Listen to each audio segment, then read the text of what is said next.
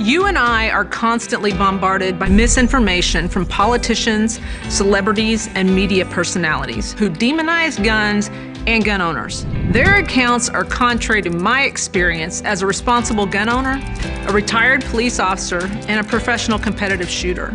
I have listened to their lies and I've taken their punches, but I refuse to stay silent any longer because I know a lot of women who have something to say and they won in the game. They're ready to play offense with the truth. The truth is, we all want the same thing: to protect ourselves, our families, and to be safe in our communities. The DC Project is a nationwide grassroots organization made up of women from every demographic. We come from all different walks of life, but we are united in preserving our Second Amendment rights. As we share our experiences, we push back against gun control lies and oppose those who demand our rights be restricted. As an immigrant from Venezuela, I saw how easy it was for freedom to die. My family and I watched tyranny destroy our home. In Venezuela, the media, celebrities, and politicians repeated the same anti-gun messages until people found it normal and acceptable to give up their freedoms. The reality is, none of it is normal or acceptable.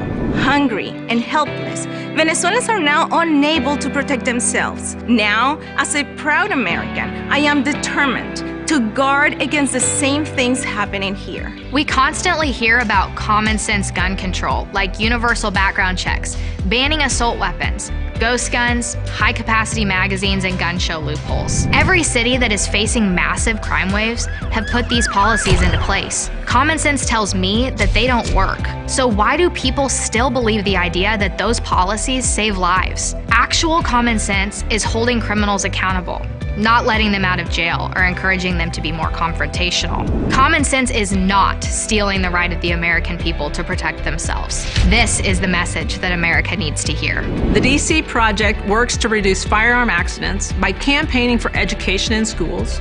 We counter the false gun control lies by testifying in hearings and meeting our legislators. We equip our friends, our families, and our communities to know the truth.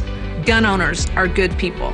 America is a beacon of freedom. The Second Amendment is a vital piece in ensuring that our kids can have a free country to grow up in. We stand with the lawmakers who support the Constitution, and we provide armor from the attacks by the gun control lobby. Join the DC Project today. Become a member, donate, or subscribe to our newsletter for updates on how we educate, advocate, and preserve our Second Amendment rights for generations to come.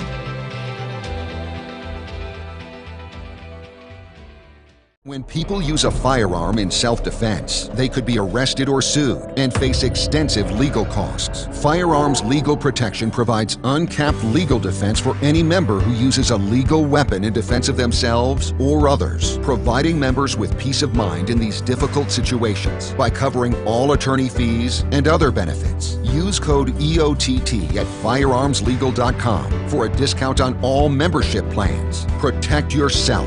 We'll protect you.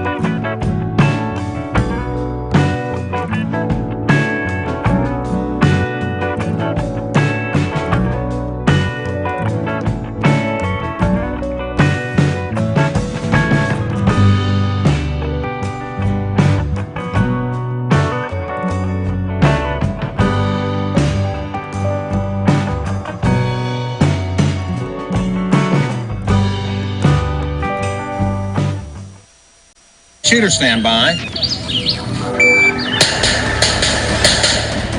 You hit the radio bullseye.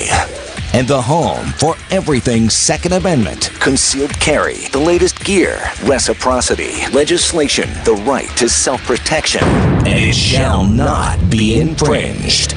This is Eye on the Target Radio with your hosts, Rob and Amanda. Okay, now you're listening to Eye on the Target Radio. I'm Rob Campbell. My returning partner, Mike Hasychack, is with me today in studio, and Amanda's out on the road, so she's going to try to call in a little bit later to keep us on the straight and narrow, so I don't get too far out of hand. No, it sounds like she's on the phone now, though, Rob. Okay, so that's good. So anyhow, we're kind of flying blind because I don't really have a clock, nor do I have notes. We're just going to talk about stuff for 2 hours of That's really, really good to let me know how confidently you are handling my baby. Well, we just hung up the radio, so I had to turn it back on again. There you go. It's pushed the wrong button. What in the world did you just do? Well, Mike was trying to wake up the computer, and he turned off the link to Salem, so we had to start it back up again. Off of it, yeah. Are you back to connected? Yep, we're all back to connected again. Oh, my goodness, all better. Guys. It's all better. So how are things in Florida? I'm going to say the things in Florida are amazing, and it's a test run to see how Rob does if I let him have control of the child while I'm out of town, and I'm confident in the babysitter. But the really amazing thing about it, well, past the weather, is the fact that we were at Biketoberfest, and so there's all these motorcycles and all of the stuff. And so we're sitting downtown just watching people walk by, because there's nothing better than people watching. And how many Second Amendment shirts you saw in the biker community. And then we started looking at what were they carrying? And could you identify people who were carrying guns, and how many people were carrying knives, and how big were the knives? And it made me think of you, Mike. And then and then there was one guy carrying a hatchet. So he had a holster on his side with a hatchet. And I was like, wow, that makes a statement that is just completely bigger and broader than any of the knife-carrying, Hatchets are in vogue right now, Amanda. Hatchets are in vogue right now. You think about it, it'll do everything the knife will do, plus a little bit. Right. I actually have one of those little hatchets. I was just looking at it going, you've got to be kidding me. I mean, because recently we were at another event, Rob and I, and there was a guy carrying a knife, and his knife was as big as he was wide. Had he been wider, his knife would have been bigger, but it went from his phone to his phone. Yeah. Are you talking about a biker? He rides a bike, but so it was just, just amazing to me, the size. Yeah. So, do they have rules on folding knives versus fixed blade knives? Because they seem to be some pretty big fixed blade knives. Well, the thing is Ohio, some of the rules went away, and there's a lot of things that have kind of opened up here. I don't know how other states are, but there's some. I know Texas allows you now to have knives and brass knuckles and other things like this that they hadn't allowed for years and years. And like, for example, where you have, a lot of times there's city ordinances and that will limit some of that, but like in California, state-wise, you can't have a blade that's long. That has to be under 2 inches. So you can actually have a switchblade in California as long as the blade is under 2 inches.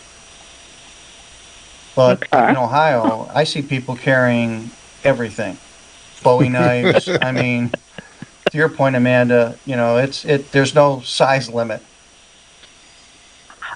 I was absolutely amazed, and I looked at that guy and I was like, if you were bigger, heavier, I think your knife would be bigger. And he's like, I think it would be too.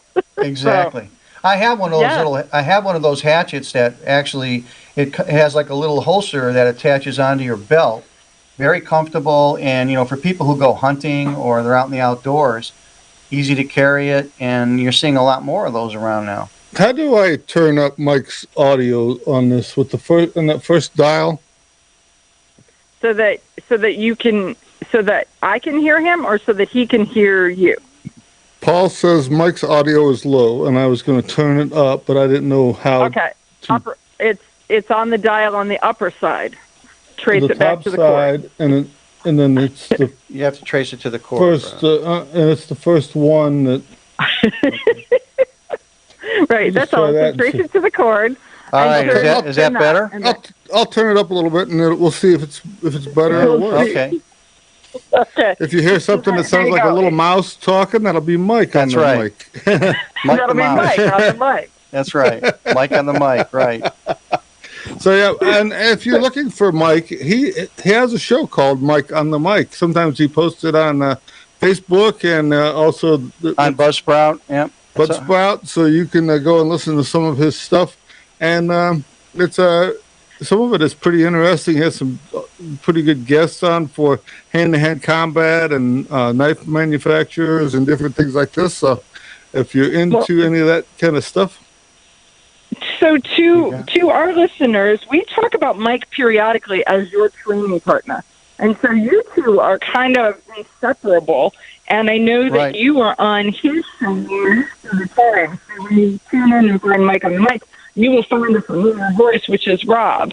So it's really kind of funny that as they're out there looking or finding both Rob and we've gone in different directions. So I'm on the Polite Society podcast and on the Second Amendment Foundation's The Bullet. Rob is on Mike on the Mic. There's like these different shows that we have become frequent contributors to. Right, and Amanda, doing our regular show. Right, and Amanda, you appear as a guest on my show as well, on the Mike on the Mic show. Yeah, but it's fairly infrequently. You two are like connected at the hip, and now and then you let girls play. Right. Yeah, we were out training again on Friday. It was a lot of fun. There you go. I leave town, you go to the range. That's right. Right. I have a 365 SIG, and I've had trouble with it because I've shot it so much that it's the front sight keeps falling off. So I finally put a new front sight on, and then I've peened it in place. Hopefully somebody who has a problem with you hitting your gun with a hammer isn't listening, and that would right. I've laid with a crowbar. I laid into it for a couple of minutes, and I finally got my front sight kinda in the right spot, and so we're good to go. So we were shooting. But what's funny about it is it still wiggles a bit, but it's right on. So it's right on. I mean, yeah, exactly. So I mean, it was very accurate. Rob's, but it wiggles a little bit. You can wiggle it back and forth a little bit. It just doesn't move out of place. Now, what's really funny is most people have not shot their gun to the point where they have shot the front sight out of the gun. So that always leaves some interesting conversations. Well, my 365 is a couple years older than yours is, and so it's got a lot more rounds to it. And then I had it came with SIG sights on it, and I changed them to the TFO sights. Right. We shot those for quite a while. They started migrating out, so I got different TFO sights, put them on, and they were tight for a little while. Then they started to shake loose. Right. So I tried doing some different glues and adhesives, stuff like that. That didn't work. So now I bought the XS Big Dot sights, which I really like those. You got an orange front sight, and the back sight is just like a shallow V with a white line. It's real fast to pick up, works really well. But it shook loose and started to walking around. But that's interesting, Rob, because I also have one with the XS Big Dot on it, and it's held up. And I put a lot of rounds through that firearm. So I'm not sure what's going on with that.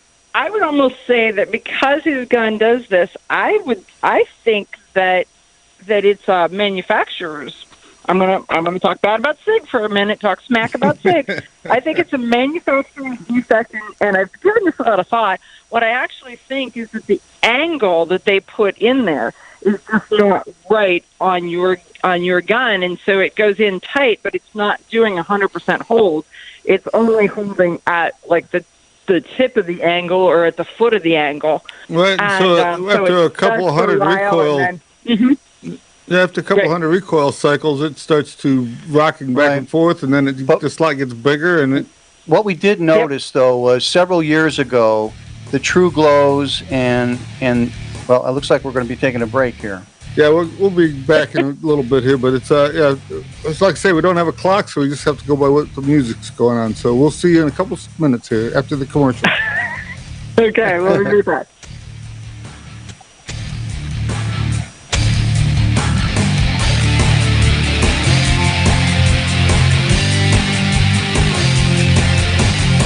Okay, you ask yourself, who is this Realize Firearms Awareness Coalition, and what do they do? Realize Firearms Awareness Coalition is a not-for-profit group based in Portage County, registered as a 501c3, and organized to educate about the historical intent of the Second Amendment to the Constitution of the United States of America, to share knowledge, to enable citizens to accurately relate and defend aspects of the U.S. Constitution, to enhance public awareness and support for responsible gun ownership, and to emphasize firearms education for women who facilitate the transmittal of constitutional awareness and gun ownership to succeeding generations. How do they intend to do that? By talking to you all and having you talk back, by hosting educational summits and events. So tune in, listen, and participate. RealizeFAC.com. Your front door, your car, your gun. Safety is a habit. Gun safety and responsible storage are no different, and the best way to help prevent accidents, misuse, and theft. Cable locks help keep firearms secured. Learn how to get a free firearm safety kit. Visit ProjectChildSafe.org. If you have a firearm, own it, respect it, and secure it. Brought to you by the National Shooting Sports Foundation and the Bureau of Justice Assistance. Shotgun with Charlie. I'm Charlie Cook from Riding Shotgun with Charlie. Conversations in the car about gun safety, freedoms, and even a few laughs. Imagine you're in the back seat listening to an intimate chat with me and my passengers as we drive all around the country. Listen, watch, and subscribe to the Riding Shotgun with Charlie YouTube channel and podcast.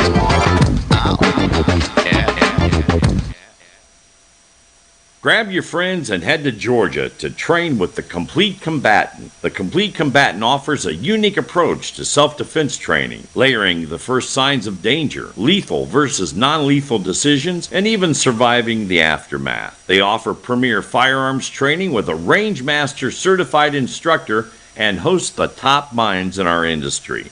See the courses offered on thecompletecombatant.com. That's thecompletecombatant.com.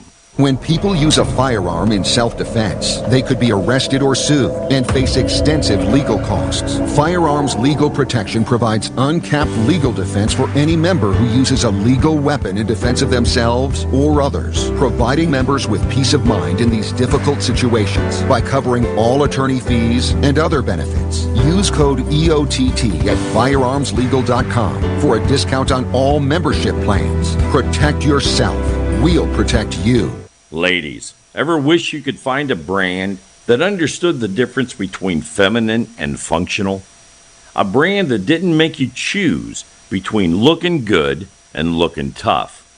Check out offhandgear.com, a brand designed by a gun girl / mom that closed the gap to give you feminine, durable, functional gear. Offhandgear.com, the brand that gets you. We all know rust is bad. To help keep rust from forming on your firearms, tools, and other ferrous-based items, you want to have Rust is Bad in your gun-safe toolbox and anywhere you want to be rust-free. Rust is Bad bolsters and G-strings deposit small, safe particles that coat your rust-vulnerable items. Save your valuable items with Rust is Bad. Go to www.eyeonthetargetradio.com and follow the link for more information. That's www.eyeonthetargetradio.com for Rust is Bad.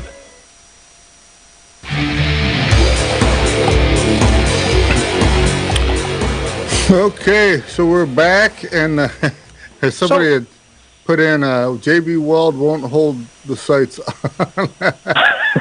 So what we were talking about before was that we noticed, Rob, probably like 4 or 5 years ago, when the P365 just came out, and probably maybe a year, 2 years after that, any sight we put on them, custom sight, fit, and they were snug and they lasted pretty well. In the last couple years, we've noticed that now when you put on the custom sights, that some of them are just too loose. They're not. You don't get the funny tight part enough fit. Most people buy a 365 and they don't buy like multiple series of years of them, so they understand that the first 2 years were good, but 3, 4, 5 was not so Exactly. Good. But Exactly. the thing is, I tried super glue. I tried the green Loctite. I tried the red Loctite. I tried taking the sight off and peening like some dents in the bottom of it to try to swell it up a little bit, and then pushing it back in and putting the Loctite on it. I was just about to the point of trying to drill and tap a hole in it so I could put like a little screw to jack it up in place, but it's really small, and a 256 tap is not my friend. Apparently I shake too much for that kind of work. So, but like we said, Rob, it looks like it's working for you now. It's just a little bit loose. It's not coming out. I don't need those no stinking sights anyway. There you go. He's a point shooter. There you go. Well, except that's the backup gun for my training adventure next week. So you don't need stinking sights either. Well, since I'm going and I'm probably going to get trounced. We talked about this last week about how much I'm going to get trounced. For those of you who've got like full-size guns and I've got the half-size gun. We'll just pull the slide off of your gun, stick it on this one, and that way you got your sights back on the same old gun, and away you go again. Yeah, that works. Good idea. That'll work on my backup gun. So that's fine. Between the two of them, we got enough gun to get you through the whole week. So. Right. Absolutely. I don't know. They probably sell guns out that way somewhere. There is that piece of it that we could always order. I'm sure that every one of our friends who is going also to take this class is bringing a backup gun along with it. So it's not like we don't have an extra gun or 10, something like that. But when you go to a class like this, I mean, you're paying substantial money for a week's worth of training. You really want to be able to set down a gun that is subpar or that's broken and pick up another one and keep going and not have to stumble around, because you've paid for every bit of this time and you want to maximize it. But nothing says training like getting your gun back up and running after a major malfunction. There you go. I mean, anybody can just take a new one out of a box and go. I mean, right. Well, there is that. I did get bonus points that time that I blew the bottom out of my gun, and I stood there where the magazine and the spring and all the spare parts were like in a pile, and they're like, "Wow, you were really calm about that." Well, what can you do at that point? Right? So here's what bothers. So this is what bothers me and Mandad a lot. We go to a lot of these, and I've been to many of these training, week-long classes, weekend classes, and what tends to happen is everybody brings these full-size guns so they perform better. But when they walk around, they're carrying, like a P365 size gun, and you always want to train with what you're going to actually use for self-defense. And the other thing that they do is they have these belts on with 25 mags around their waist, and The gun's mounted on a holster that's six out. Yeah, it's away 6 from out. it to Yeah. only with 2 contact points or something. Exactly. Everything's for speed and yeah.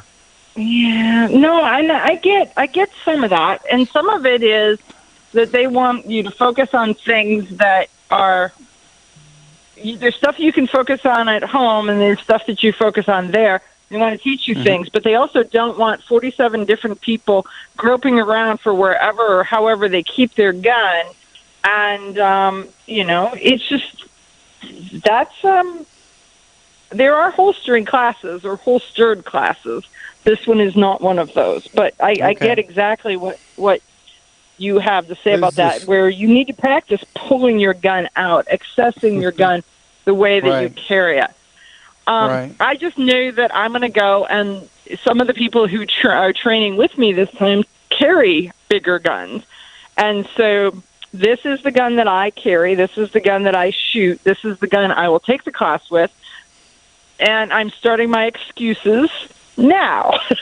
See, so you should have bought a bigger gun. No, I like the idea. I like what you're doing, Amanda, because that's very practical. So, if you have to use it, you're going to have a lot of experience with it. Whereas, if you have a full-size gun, and then, right, I like that.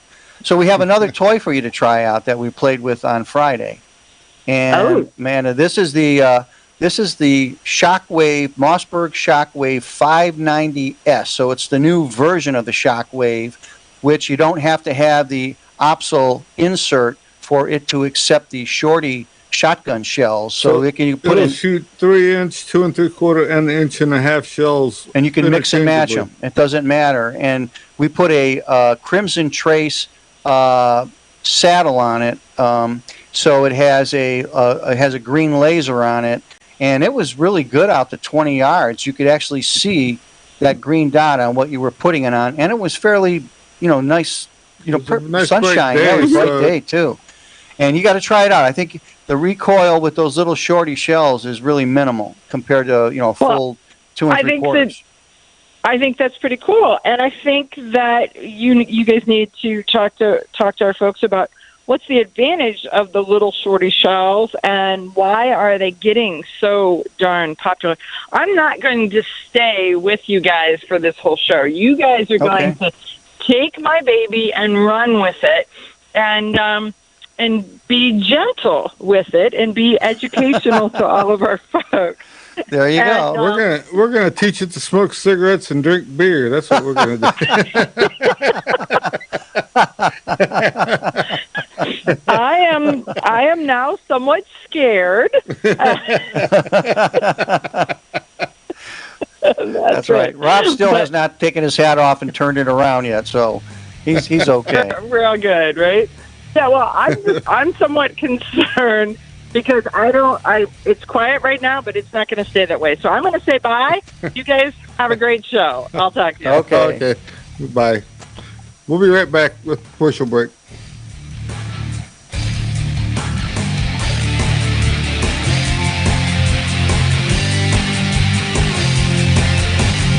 Grab your friends and head to Georgia to train with the Complete Combatant. The Complete Combatant offers a unique approach to self-defense training, layering the first signs of danger, lethal versus non-lethal decisions, and even surviving the aftermath. They offer premier firearms training with a range master certified instructor and host the top minds in our industry.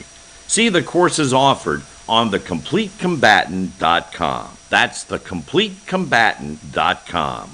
When people use a firearm in self-defense, they could be arrested or sued and face extensive legal costs. Firearms Legal Protection provides uncapped legal defense for any member who uses a legal weapon in defense of themselves or others, providing members with peace of mind in these difficult situations by covering all attorney fees and other benefits. Use code EOTT at firearmslegal.com for a discount on all membership plans. Protect yourself.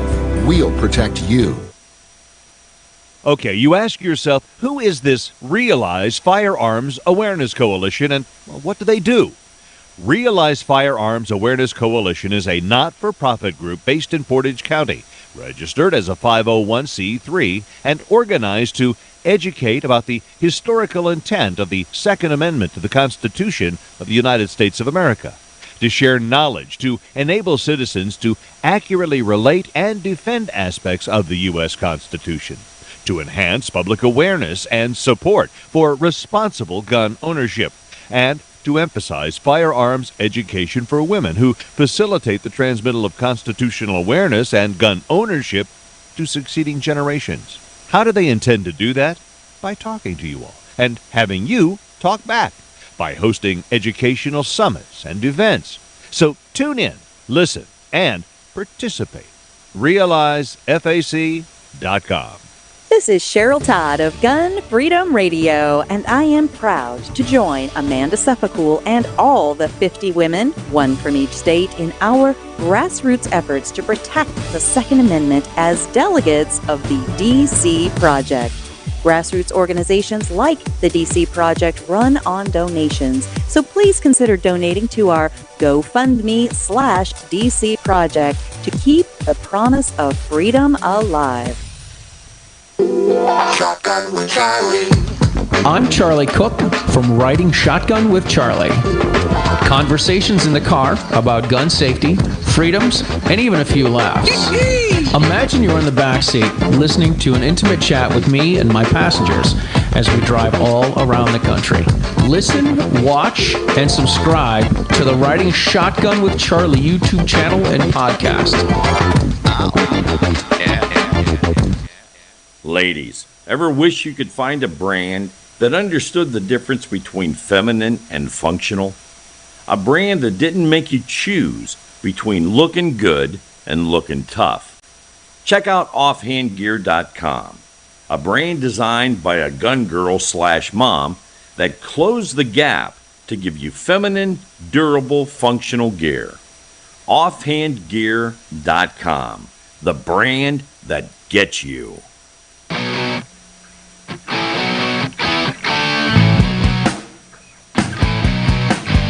Hi, this is Paul Lathrop from the Polite Society podcast. I wanted to let you know that the show you're listening to is a proud member of the Self-Defense Radio Network. You can check out all the shows on the network by going to selfdefenseradio.net or tune in for more on Self-Defense Mondays on Karma Radio, krmaradio.com.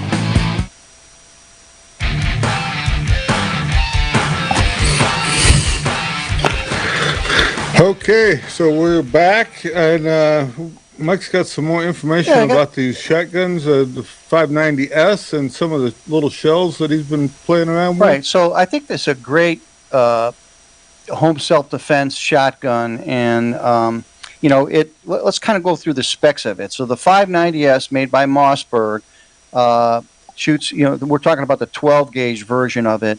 It shoots either the 3-inch shells, 2 3/4, or the 1 3/4 shorty shells. Capacity would be 4+1 with the 3-inch ones, 5+1 with the 2 3/4, and 8+1 with the 1 3/4 shells, which is a lot of firepower. And what's really interesting about this particular firearm, and that's what it's called. It's a firearm. It's not called a shotgun. Its overall length is 26.32 inches, so it has to be over 26 inches. Otherwise, you'd have a problem with it being classified as like a sawed-off shotgun. And this thing it's really nice. And what we like about it says it comes with a cylinder bore and an extra heavy-duty barrel on it, and it also the safety's in the top of the gun. So whether you're right or left-handed, like a Mossberg, really well most Mossbergs, right? Styles of shooters. It is, and when we take a look at the stats on these little mini shells, the shorty shells, we've been shooting these, the Aguila, the Federals, and it says there's a Noble makes a Sport Italia. We have not had any of those. We haven't yet. tried those, but those are like 2.25 inch, and so 2 1/4 inch shells. But we'll have to try to find some of those, but they're a little bit more speed than the other shells are. But so the Aguila, we find that their rated velocity is 1,200 feet per second. Their actual measured velocity, when you test it, is about 180 feet per second. 1080. Yeah, 1080. When I run those through my Remington and across the chronograph, I got about 1050, 1030, Yeah. right in that range. So they were pretty consistent in that same about 20-foot difference. Right. But when they go off, they sound a little different sometimes. I mean, it's really kind of interesting. Sometimes it's like a little puff. It's like a crack and a pop and a boom. Yeah. But the Federals, they sound the same every time. Right. The speed was almost the same with the Federal. Well, the Federal was it just sounds a lot more. Federal has a little bit more speed to it, so it's at 11. It's more consistent at 11 and a quarter. I was running through my Remington V3 TAC 13 semi-automatic. I have to shoot a single shot because they're too little. You get lost in the mechanism. I can't figure out what it did with it. It's like it put it in the cheek or something. That's right. You can't find it again. So anyhow, but I was shooting a single shot across the chronograph, and they were pretty consistent for what they were. And they're fun to shoot. They don't kick a whole lot. Right. The slugs are actually pretty devastating when you're playing with them.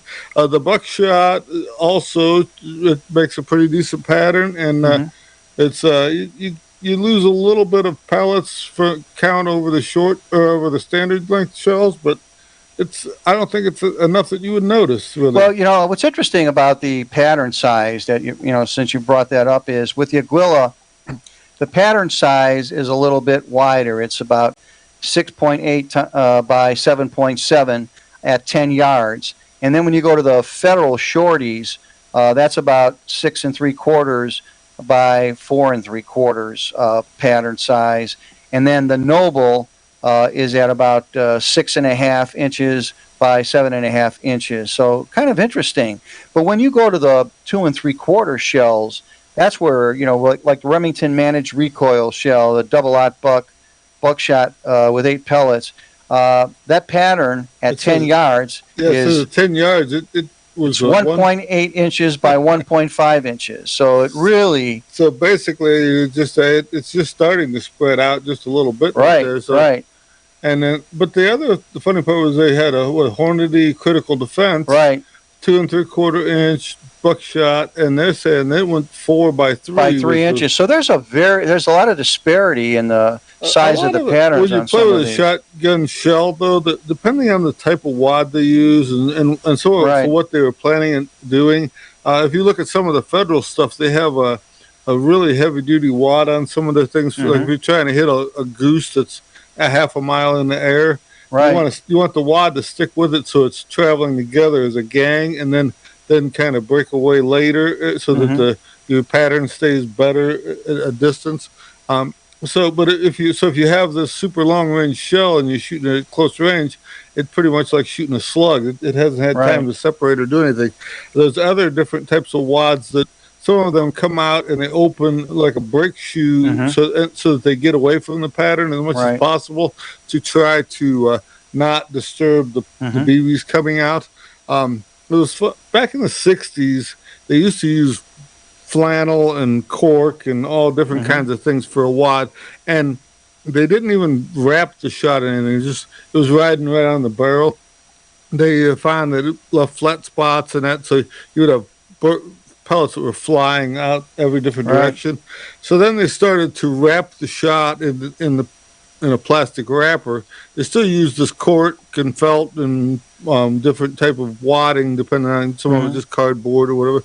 And then when the Winchester came out with their Mark V shells, which were the all plastic, it's 1965, they come out with a one-piece plastic wad, and that sealed the gas, and also it protected the BBs from the barrel and the choke and stuff. It's kind of funny that it took them clear to 1965 to discover that stuff. Now what really impressed me too about that little shotgun is when we put the Crimson Trace, it's called a laser saddle, right? So it fits perfectly right on the 590S. It's the version 250 LS, and it's G, which stands for has a green light versus a red laser. And what was impressed about it was we didn't have to adjust the sight at all. We put it on, and it's supposed to be sighted out for about 50 feet, but we found that we were shooting in a lot closer. It was fairly accurate. I mean, it was you have one of these little plastic blocks that they sell you to shoot at, and it's self-sealing and everything. Right. We could hit that reliably. It was within that much of a. That thing's 6 inches square, 5 inches square, or something. Right. So the laser was on that close, so it worked out pretty well for us. Right. It was easy to use, and like I say, I mean, I'm used to point shooting, so I don't. Right. So it was easier for me to find the green laser once I just went back. And to that's the other I think point to make is that a lot of people get hung up. They like the red lasers better, and at night they're certainly very adequate. But when you get into the daylight, and you don't sometimes you don't see the red dot as easy as you see the green dot, and that's the advantage of the green dot. So if you're looking for something that's all around better, you're probably better off with a green dot laser. Well, and it was easy to install. It worked real well. It's got big controls to push to turn it on and off. Right. So, and it's kind of ambidextrous controls. I'm left-handed and Rob's right-handed. It's and we completely out of your way. I mean, when we were first playing with it, holding the gun, not like we were shooting it, just holding the gun, we found out that the laser shined on our fingers. Once we held it the way that you were supposed to hold it, now your fingers were completely out of the way. Right. So the laser runs right along the side of the barrel. It worked out really well. But the first couple of minutes, we were like, "Is it on? Is it just shining in the palm of our hand?" And I was really, but I'm, it's like about a $600 shotgun, and you could probably pick them up. You could pick them up for like $5-ish.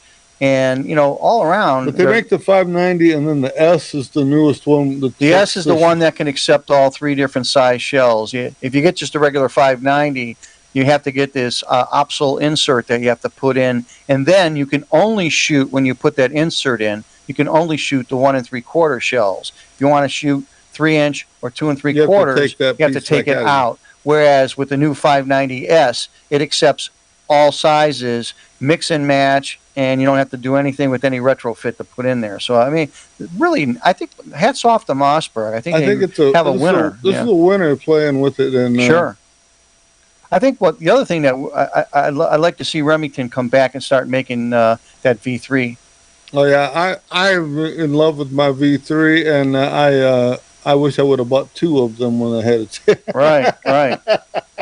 Got 2 hands, right? I actually filmed Rob shooting at that V3 semi-automatic Remington, and it's just incredible how much control he has with it and how accurate he is with it. And and you put, I don't know, Rob, at least a couple thousand rounds through it. I mean, you shot that a lot. I was buying slugs of buckshot in the flats when I could, and then after now ammo's kind of dried up, but at that time it was easy to get it. So. And the only ammo I've ever found that it really didn't like was I bought some Rio ammo, and there was something with the brass head. It wouldn't feed through the Remington. Yeah. I ended up giving it to Amanda, and she used it in her Mossberg. It's not at all particular. Well, I'm anxious to get Amanda out to the range and have her try that new 590S and see what she thinks, particularly with the green laser on it, and get her opinion on it. The one thing, I find that when I've taken my wife out with that 590, Shockwave, which is the shorter version of the 590. She handles it when it has the short shells in it. When you put the 2 3/4 in it, starts to get a little bit bumpy for her with recoil. So, but I think those short shells, they have good lethality to them, and I think they're great for self-defense. 20 gauge also. They make it in 20 gauge, and I believe in 410. But they don't have 20 gauge shorty shells, so that's another point yet. So. Yeah. But yeah, anyhow, if you go down to 20 gauge, the recoil should also drop a little bit. I agree with that. But why go down when you can do the shorty shells at 12 gauge? Right, and then go up if you want to by just changing bullets. Time for a break. Okay, yep, we're going to be back here in a couple minutes. So hang on. We'll see you on the other side of the commercials.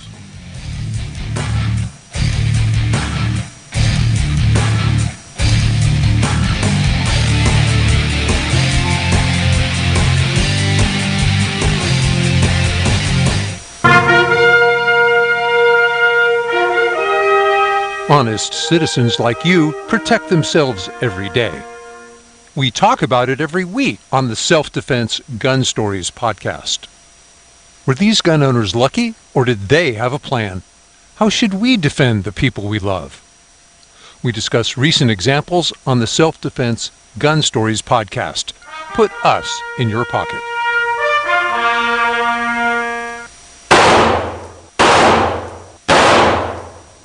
Hi, I'm Janelle Westrom, owner of Davenport Guns and Davenport Shooting Club. At Davenport Guns, we do so much more than sell firearms. We advocate for increased personal safety and security, not just for you, but your whole family and community. Go to davenportguns.com to see our online inventory and browse videos, articles, and things we just find entertaining. Sign up for our newsletter to learn more. This is Cheryl Todd of Gun Freedom Radio, and I am proud to join Amanda Suffolk and all the 50 women, one from each state, in our grassroots efforts to protect the Second Amendment as delegates of the DC Project. Grassroots organizations like the DC Project run on donations, so please consider donating to our GoFundMe/DC Project to keep the promise of freedom alive. Ladies, ever wish you could find a brand that understood the difference between feminine and functional? A brand that didn't make you choose between looking good and looking tough. Check out offhandgear.com, a brand designed by a gun girl/mom that closed the gap to give you feminine, durable, functional gear. Offhandgear.com, the brand that gets you. Okay, you ask yourself, who is this Realize Firearms Awareness Coalition, and what do they do?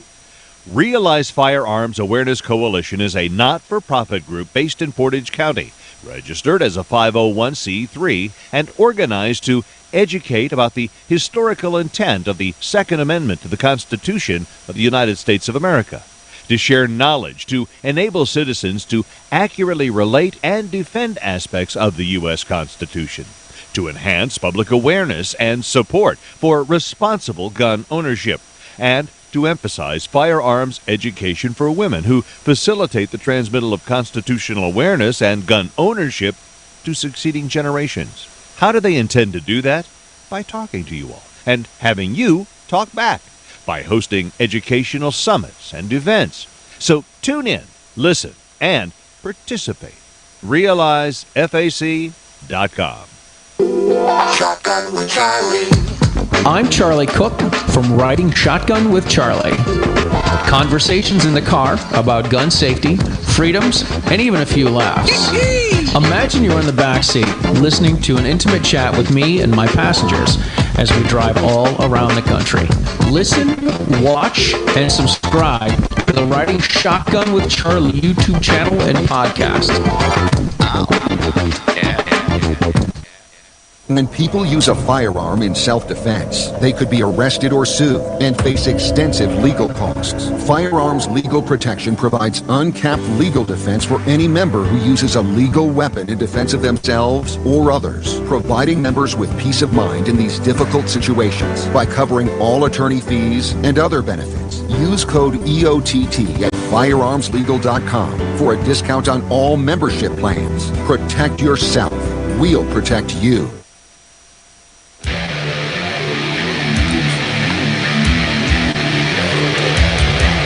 Okay, so we're back.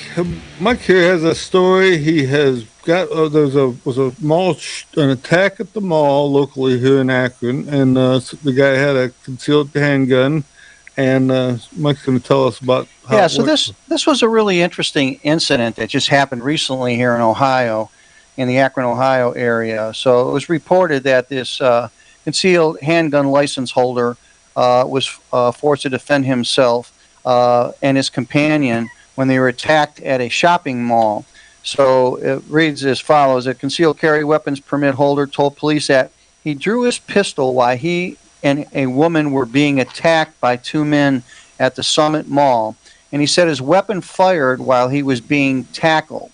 The bullet hit the ceiling and the attackers fled, according to the Fairlawn police. So it's kind of been investigated. He actually called it in.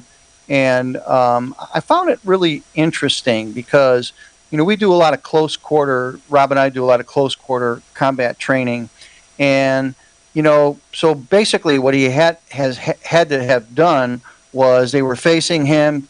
The altercation started. He drew his firearm and must have had his finger in the trigger because they tackled him, and the gun went off. Spot 4 is for you to put your finger in the trigger. Exactly. When things are flying to pieces, all of a sudden you're a little bit uptight. If you haven't and you're going to pull, you're going to do a But lot. I think that gets back to the point where we've talked a lot about this, Rob. Is when do you draw your? When is it safe for you to draw your firearm when you're in close quarter proximity in an altercation? Luckily, it shot the ceiling and didn't shoot himself or shoot an innocent bystander in the mall.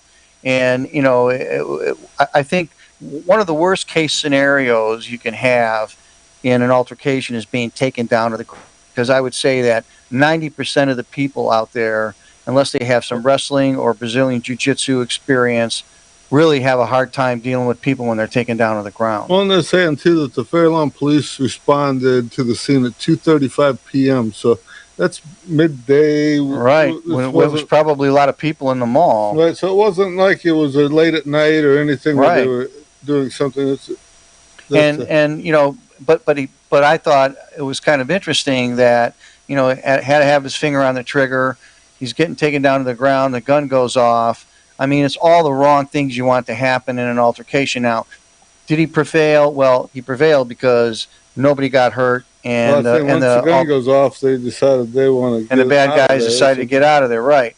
But the fact of the matter is that if with people who are more experienced, that could have been, fatality for himself, or he could have shot somebody, innocent bystander, or himself, or the person that he was with. So it goes to show you that no matter how much training you have, an extra 20 hours wouldn't hurt. Exactly. But it gets back to the point where, I think a lot of people that carry, a concealed handgun, they have this confidence level. It's like, I've got my gun, so it's going to take care of almost any situation. Well, and a lot of people, we've seen it on TV, and that, so they think a fight is going to be nice and clean. You're going to stand up, shoot at each other from a distance or something. Nobody falls down. Nobody bleeds or does anything. And it's nothing at all like that.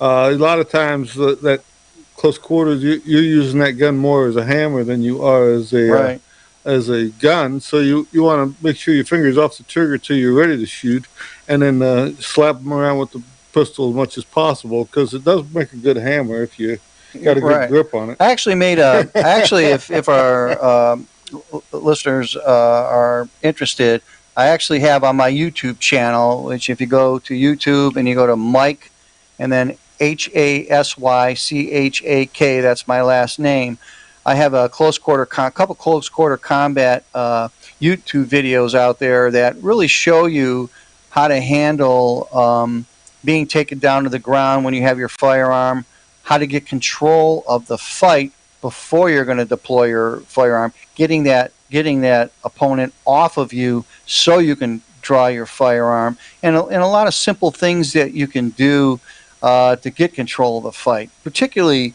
when somebody tackles you, if your gun's out, you have a lot of issues. If you see that that's happening, you want to get control of your opponent before you're going to do anything else, to make sure you protect yourself and not have a loose gun out there where he gets control of it, he gets it in his hand and shoots you. And there's a lot of instances where, we see where people are in grappling situations, even police officers, where they get shot with their own firearm. Right, or they get hit and lose the gun, and then it's up for grabs as to anybody who has. Right, exactly. And I think that's something that, it's always good to get a little bit of training in empty hand combat, particularly in close quarters. And when we talk about what that close quarter means, we're talking about the clinch range where somebody is, under your arms, or you're over their arms and you're kind of wrestling with them, or when you're within punching range where you're just a couple feet away. And, Rob and I were out on the range the other day, and we were doing close contact draws. In other words, what you do, you have your gun concealed, and the altercation starts to turn lethal, and you've got to draw your gun and get a shot off really fast.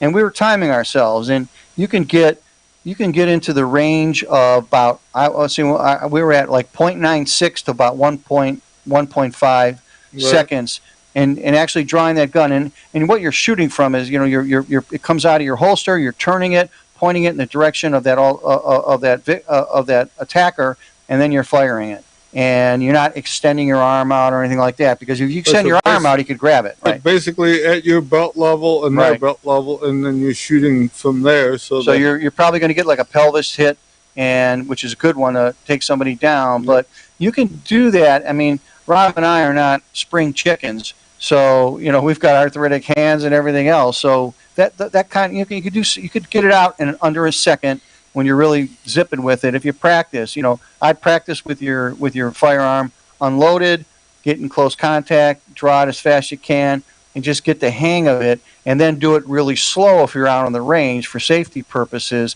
to make sure that your hands free. If you go slow, so you sure get the grip and everything, eventually speed will come to you. Exactly. If you hurry, you can tell when you're going too fast. You're somewhat out of control, and you don't want to be. Sometimes you get your gun tangled in your clothes. You got to make sure you have a clean draw and it comes out, but you're shooting right right at your side, around hip level, a little bit above your hip, and it's part of the draw. Your draw stroke when you're bringing it up towards your chest and hands going out. If you're going too fast, usually you don't have a good grip on the gun. Right. You're not sure that you can shoot multiple shots if you had to and stuff. So you'll know if you're going too fast. You just work at your own speed. Eventually, speed will come to you, and you'll be amazingly fast. Right. Also, on those videos, we even show you how to use your firearm as a bludgeoning instrument as well. It's funny. I went to the doctor, and he gave me some medicine for my arthritis. Yeah. And that actually took about a half second off my jaw. Yeah. Right. I mean, it makes a big difference. But it is. And you have to practice. The idea, it gets back to training. And if somebody tells you how to do something, that doesn't mean you know how to do it. And it also doesn't mean that when there's stress inoculation, watching on YouTube doesn't make you a professional. Right. When you're under stress inoculation, your ability to perform slows down a bit, because it's all stress, and that's what you have to be concerned about. Okay, so we're getting towards the end of our show here, so we will be back for the next hour. I hope you're going to stick with us. So far, this went pretty good, I think. I think you're doing good, Rob. Mandy called back. Soloing it today without Amanda. She's not yelling at you, right? That's good. So, all right, we'll see you next hour.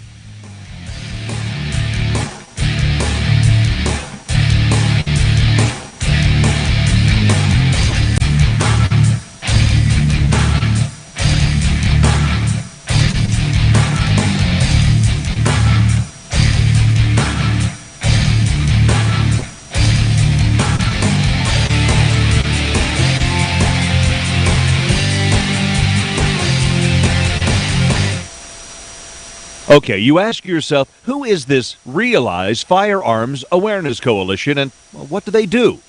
Realize Firearms Awareness Coalition is a not-for-profit group based in Portage County, registered as a 501c3, and organized to educate about the historical intent of the Second Amendment to the Constitution of the United States of America, to share knowledge, to enable citizens to accurately relate and defend aspects of the U.S. Constitution, to enhance public awareness and support for responsible gun ownership, and to emphasize firearms education for women who facilitate the transmittal of constitutional awareness and gun ownership to succeeding generations. How do they intend to do that?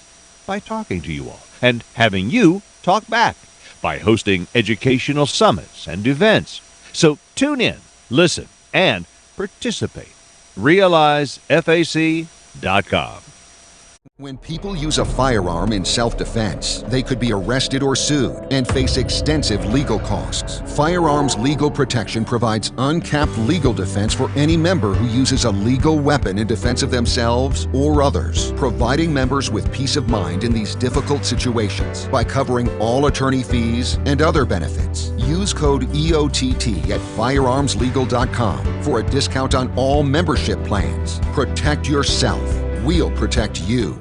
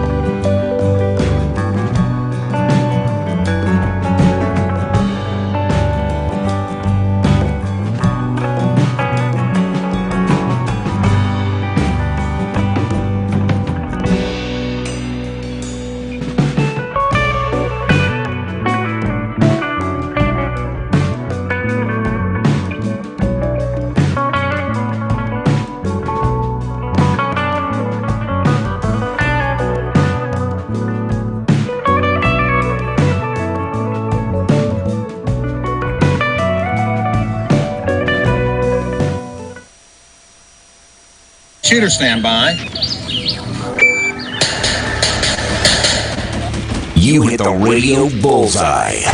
And the home for everything Second Amendment, concealed carry, the latest gear, reciprocity, legislation, the right to self-protection, and it shall not be infringed. This is Eye on the Target Radio with your hosts, Rob and Amanda. Hey, folks. You're listening to Eye on the Target Radio. Amanda is out today. Mike Hasychack is here with me. He's a shooting partner of mine, and he has a show called Mike on the Mic. If you can find him, what do you say, Buzzsprout? Buzzsprout, right? And I'm on Facebook as well. So we'll talk about all kinds of different things today. Yeah, there's something that just we just had the Blade Show West.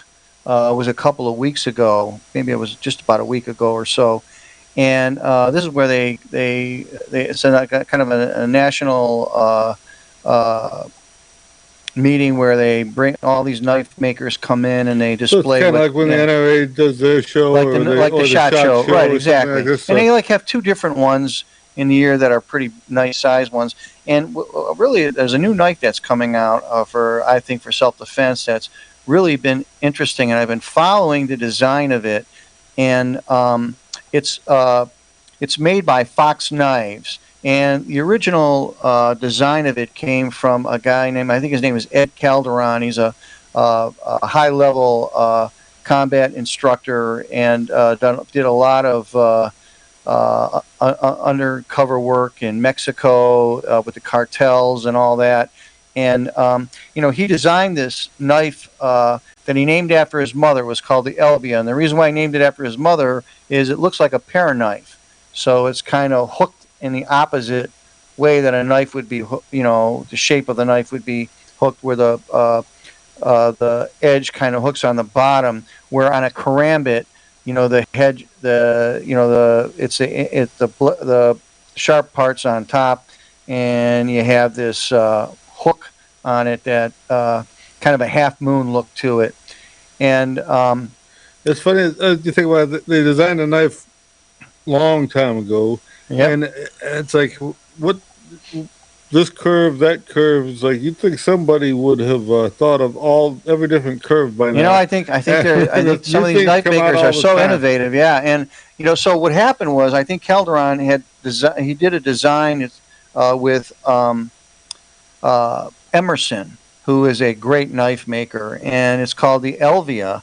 And I actually have that model of it, but it doesn't have the ring on it like a karambit has on it, and it doesn't have the wave feature that automatically deploys when you pull it out of your pocket because it catches on the edge of your pocket. So it's almost faster than a switchblade.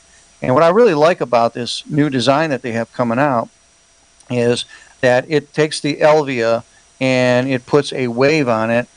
So it'll deploy instantly, and it also has a ring on it, so you'll be able to manipulate it as well, and also is good from a retention standpoint. And I think it's a really good self-defense knife. I'm not sure when Fox is going to be coming out with it. They had it displayed at the Blade Show West a couple weeks ago, so probably coming out sometime early 2023.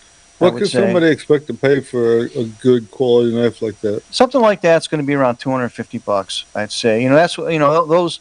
I would say the Fox karambits run somewhere around there. You get them for like $150 to like $300 or so, and then you start getting into some of these customizations of them where they have fancier handles on them and everything else. But I mean, very high quality knives, blades, very good for self-defense.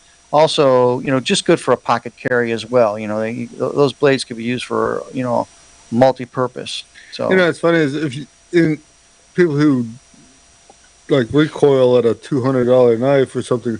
I can tell you, for years I carried like a $20 knife, and it was like you always had to sharpen. It was never had an edge on it or anything. Right. I have since went to a Benchmark knife and Benchmade. Right. And the Benchmade is so, it's fast sharpening that it lasts for a month or two before. Yeah, they use the better steels on them. Right. I'm hard on a knife. I mean, I use it for everything from a chisel and to you do, Rob, because I see you doing it. You pull your knife out all the time or using it for everything, right? Yeah. So, I mean, I see you cringe once in a while. I'm out there scraping and picking up. Well, the one I'm going to use for self-defense, I don't like that. Yeah, I always have more than one knife. So the one that I would use for self-defense, I tend to keep in my pocket. And then the other one I have, I would use more as a utility knife. If mine's a little bit dull, I'll just push a little harder. That's all. Sure. Yeah, they work. Yeah, but you're right, though. I mean, you get what you pay for, and I think a lot of times you get these little cheapo. Some of the ones, a lot of them are made in China now. The other thing that I've had was like with the cheap knives, $20-$50 range knives. The clip on the side breaks or they get too loose. Breaks or the screws come out all the time, right. and this Benchmade that I have I never have to tighten that up or do anything to it.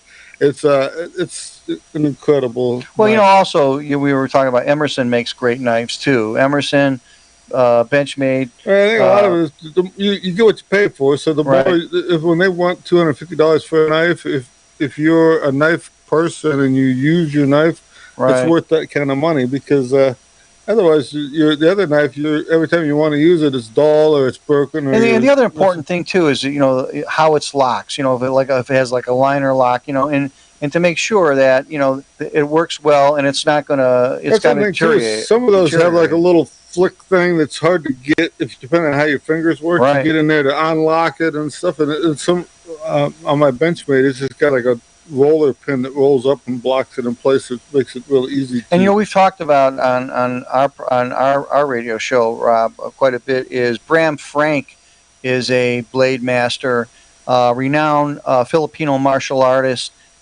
Teaches Filipino martial arts. He is phenomenal martial artist. And that's kind of knife Amanda carries is a Frank knife. Right. So Bram Frank makes one where it really covers the escalation of force syndrome. So it's when you deploy it, it's like a ball peen hammer. You could deploy it by deploying it on somebody. I mean, it's really check it out. My favorite knife version that he makes is called a Desangut, and it has a ring on it like a karambit, but it's not a karambit. And I got to check it out. It's just I think the one Amanda has fantastic. Is a miso. Yeah, she has a miso. The miso is a woman's. If you have smaller hands, it fits really well. You could actually, a woman could actually clip that onto her bra. That thing deploys very quickly if you need to use the blade on it, but it also hammers like a ball peen hammer too if you need to use it. Where it's a non-lethal situation and you're just trying to protect yourself. So he makes great knives. Bram Frank is he's an excellent blade master, and I've got probably like 7 or 8 of his knives. They're fantastic, and you've got a few of them too, Rob. Right. It's kind of amazing what's out there when you start looking, and it's one of the things you can't buy just one. Once you get one, you got to have more. Right, you got to start getting a whole potato collection. chips or something. Well, now in Ohio we can have switchblades. We weren't allowed to carry switchblades before in Ohio, and they passed new knife laws, and so people. Well, and the other thing they have is training knives. So if you're practicing with your knife, you can get one of these, and they weigh the same. They act the same. They're just not sharp, so you don't cut yourself. That's one of the things that Bram Frank does when he sells them in pairs. So he has what he calls a training drone, and that's with it's exact replica of what the real blade's going to be, so you can practice with it without cutting yourself or cutting your training partner. Right? Exactly. Yeah. I mean. When you train with somebody with a live blade, once you cut them, you're not going to have them as a training partner anymore. So it's not a good idea to use live blades. One time we were out and you drew your knife and cut the cord off of your timer. Yeah, so fast. That's how fast, and that's how when that thing deployed, and that's how sharp it is too. I mean, when you get a blade from Bram too, they're sharp. I mean, he does a really great job because he's using the right steel as well. So, it makes a difference in what kind of steel that they're using in the blade. And these cheaper knives, I mean, they just actually fall apart. You would never be able to depend on them if you were using one for self-defense because, I think it's important. So keep in mind they're sharp, and so when you're playing with one, be careful because it'll cut you before you know you were cut. Well, the other thing that we like carrying too are the little flashlights, pocket flashlights, and as I get older, I use my flashlight all the time. It's like I'm almost lost if I go somewhere and I don't have it. Tactical flashlights are good because a lot of them have beveled edges, where the light is, and they're good impact weapons, and also. Now you get them like 1,000 lumens. They go up to like 4,000 lumens, and they'll have. I think 4,000 lumens would probably set your clothes on fire. Yeah, if you turned it on while it was in your pocket, you're right. So, okay, we're getting to the end of the first section here, so we'll be back in a little bit. We'll talk more about some knives and some different things going on. Well, it'll be fun. Yep. So, see you in a minute.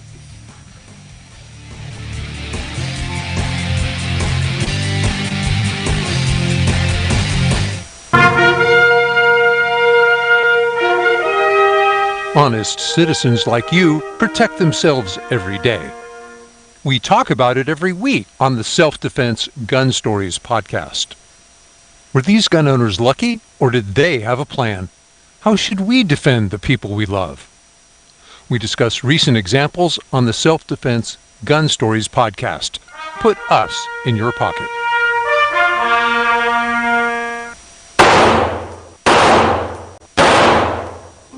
Hi, I'm Janelle Westrom, owner of Davenport Guns and Davenport Shooting Club.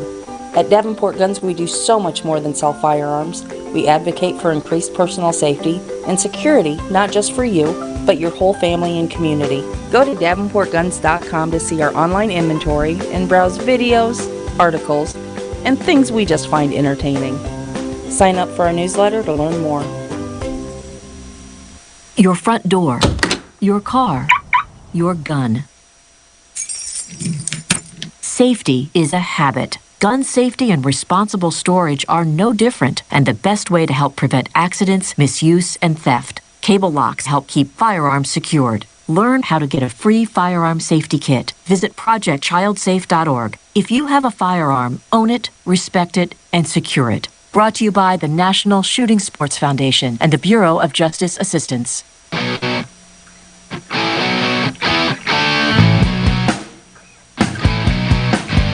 Hi, this is Paul Lathrop from the Polite Society podcast. I wanted to let you know that the show you're listening to is a proud member of the Self-Defense Radio Network.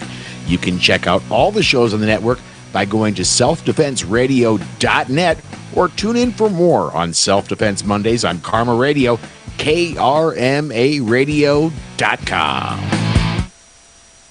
This is Cheryl Todd of Gun Freedom Radio, and I am proud to join Amanda Suffolk and all the 50 women, one from each state, in our grassroots efforts to protect the Second Amendment as delegates of the DC Project. Grassroots organizations like the DC Project run on donations, so please consider donating to our GoFundMe/DC Project to keep the promise of freedom alive. When people use a firearm in self-defense, they could be arrested or sued and face extensive legal costs. Firearms Legal Protection provides uncapped legal defense for any member who uses a legal weapon in defense of themselves or others, providing members with peace of mind in these difficult situations by covering all attorney fees and other benefits. Use code EOTT at firearmslegal.com for a discount on all membership plans. Protect yourself. We'll protect you. Ladies, ever wish you could find a brand that understood the difference between feminine and functional? A brand that didn't make you choose between looking good and looking tough. Check out offhandgear.com, a brand designed by a gun girl/mom that closed the gap to give you feminine, durable, functional gear. Offhandgear.com, the brand that gets you. We all know rust is bad. To help keep rust from forming on your firearms, tools, and other ferrous-based items, you want to have Rust is Bad in your gun-safe toolbox and anywhere you want to be rust-free. Rust is Bad bolsters and G-strings deposit small, safe particles that coat your rust-vulnerable items. Save your valuable items with Rust is Bad. Go to www.eyeonthetargetradio.com and follow the link for more information. That's www.eyeonthetargetradio.com for Rust is Bad.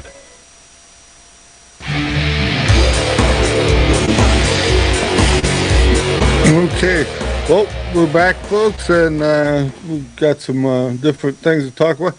One of my friends called me. We were at Tommy Gun last week, and he bought some French Lafaux, they call them pinfire pistols. Mm-hmm. They're from like the 1850s, and the French were working on this. It didn't work out well for them because the pins would fall out of the shells, and then when you go to load it in the gun, the pin has to stick up out of a hole in the chamber.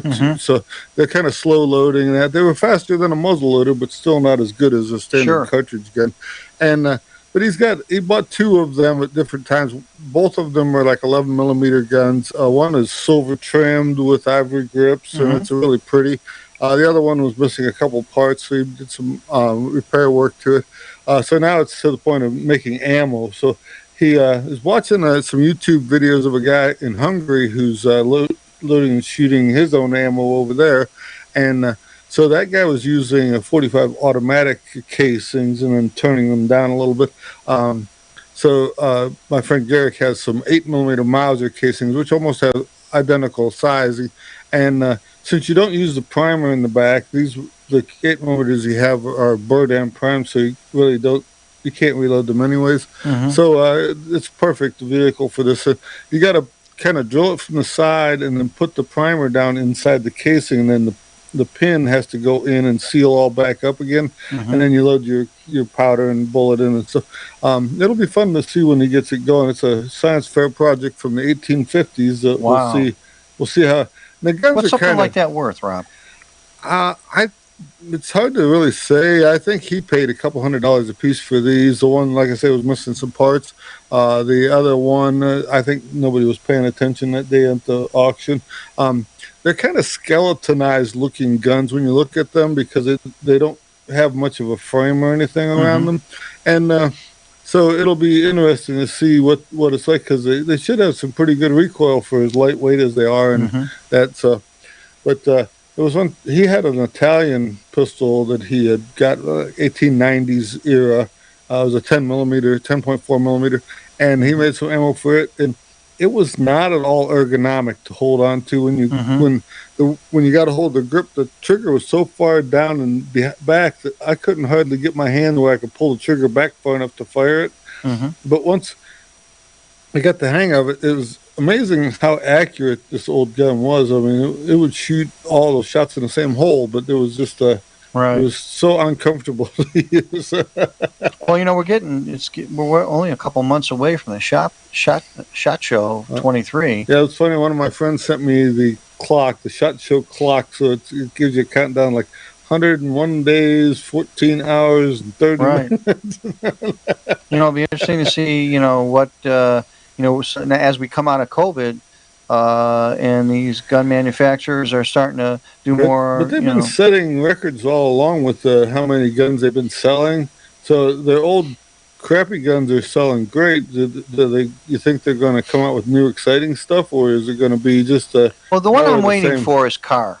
KAHR. I think KAR hasn't been coming out with too much. And probably because they're selling everything that they already are making, manufacturing. Well, we were there at KAR last year, and they said that they were 3 years behind on back orders. That's amazing. This year when we were there, he's saying that they've caught up some, but they're getting more orders every day. So so how do you get ahead of it? I think you got like SIG. They've come out with. They probably have like 5 or 6 different versions of the P365 now. But it's the same gun. They just made it a little bit longer barrel, longer slide. Well, and they're putting in more capacity. Yep, what they're trying to do is, there's probably a SIG for every hand out there that fits it pretty good. And somebody was saying that the Hellcat, there was a new Hellcat out also. I have not seen it.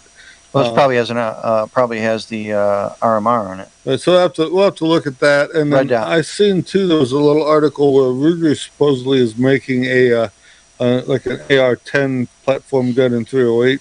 Mhm. So some automatic in the 308 platform. So we'll have to check in that. I asked my local gun shop about it, and they said they hadn't heard anything, but they've had their nose to the grindstone recently. They've been so busy. So Well, my new carry gun that I'm really enjoying is the CR920, which is made by Shadow Systems, and it is about the size of a Glock 43.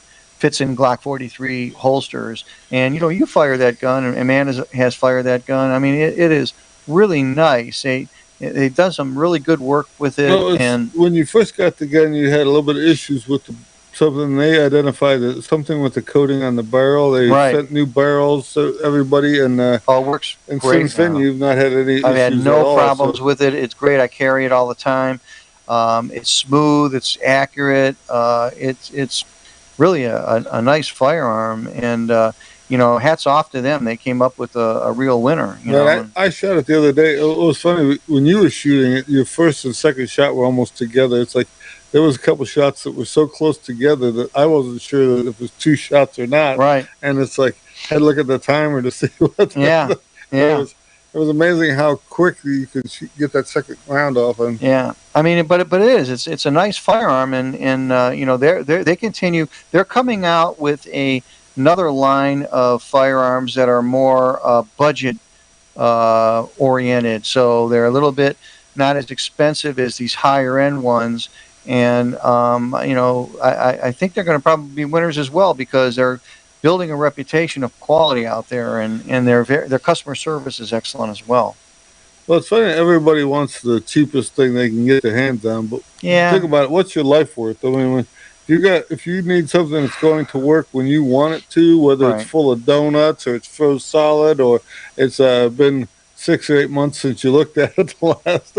Right. So you don't want to buy a $1,000 gun and put cheap ammo through it.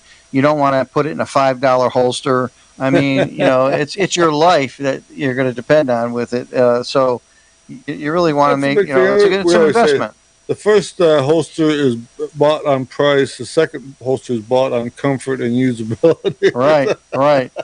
Yeah. Once your gun flies out of your holster, either into the toilet or you drop it at the grocery store or something, now you're embarrassed enough. You need a good holster. You got to get a good holster, right? And you got to have a good belt. So you got to have good belt. You got to have good jeans. I mean, it gets back to you dress around your gun. It's funny. I have the Next belt, and it's a real comfortable, easy belt. It comes in. It's already marked out in size. You cut it, bolt it together, and put it on. And yeah, I mean, a couple of years of solid wearing, and they don't flex. Nice, they don't yeah. do anything weird. It's actually a very good quality belt, and if you're Grab interested your in a friends heavy and duty head to belt, Georgia to train with the Complete Combatant. The Complete Combatant offers a unique approach to self-defense training, layering the first signs of danger, lethal versus non-lethal decisions, and even surviving the aftermath. They offer premier firearms training with a range master certified instructor and host the top minds in our industry. See the courses offered on thecompletecombatant.com. That's thecompletecombatant.com. When people use a firearm in self-defense, they could be arrested or sued and face extensive legal costs. Firearms Legal Protection provides uncapped legal defense for any member who uses a legal weapon in defense of themselves or others, providing members with peace of mind in these difficult situations by covering all attorney fees and other benefits. Use code EOTT at firearmslegal.com for a discount on all membership plans. Protect yourself. We'll protect you. Okay, you ask yourself, who is this Realize Firearms Awareness Coalition, and what do they do?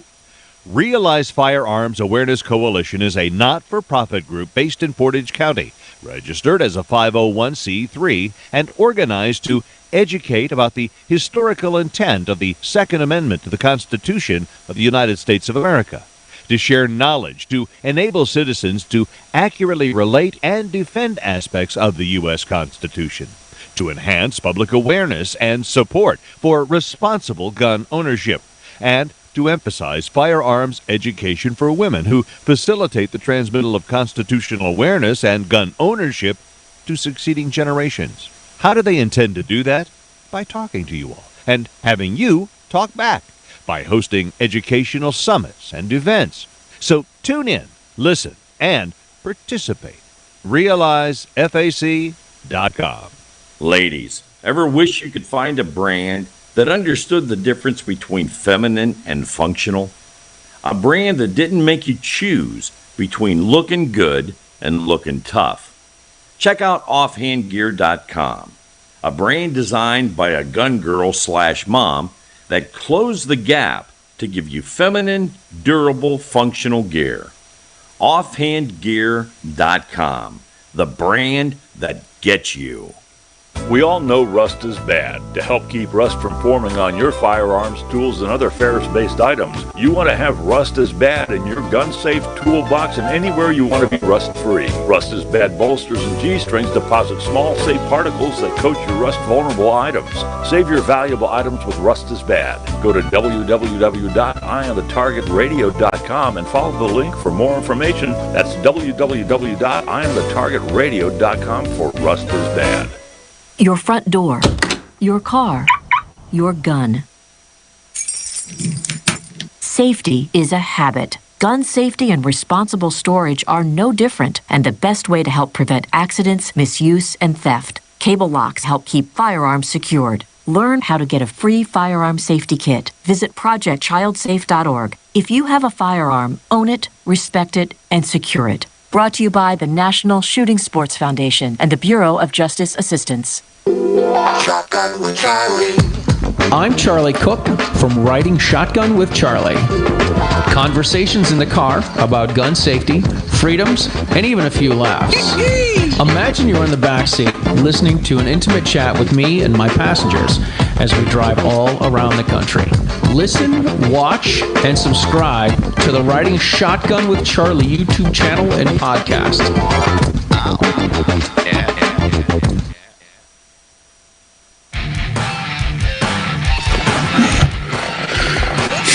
Okay, we're back. Apparently, I was talking right through the commercial. Yeah, so you were talking about your next belt, and why don't you finish that one up? Because I think that's really, those are really quality belts. It's a good belt. When you're looking for a belt, it's hard to find one that holds up well. I mean, I bought some of the local ones from leather shops and that, and they tend to try to roll up and do different things. Right. So yeah, it's if you're looking at a belt, next belt is a good. Now, and they have that a system called a track system where. Right, so you don't have the old style where you pin through the hole. It just goes in and like ratchets on it, so you can start out loose and then just pull it up as tight as you need to as your day goes along. And it's real quick because it's got a little lever on there and it adjusts it really quick. And so when you sit down, if you had a big meal. You can loosen it up a little bit. Yeah, I mean, it's great. You're right, absolutely great. Somebody really thought about that, and they work really good. I'm a big fan of that thing. Yeah. So I see you got something there. Well, so this was an interesting. I watched this YouTube. So Wilson Combat puts out YouTube videos, and this is Bill Wilson, who is the owner of Wilson Combat, and he had on as his guest Ken Hackathorn, who is a world-class trainer with military and law enforcement experience. And they called this the 7 shooter sins. And I thought that a few of these items that they discussed were fairly interesting. And one of them had to do with he called it the obsession of pursuing a possibility. And that, you really want to focus your training on what's practical and what's probable, the kind of things, so, everybody goes to certain places, they have their own little routines.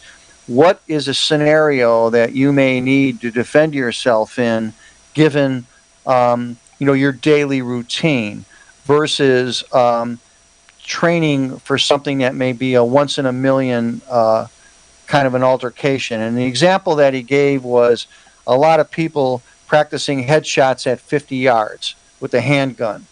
and saying that, most law enforcement and civilian encounters, 90% of them are at 10 yards or less, and more likely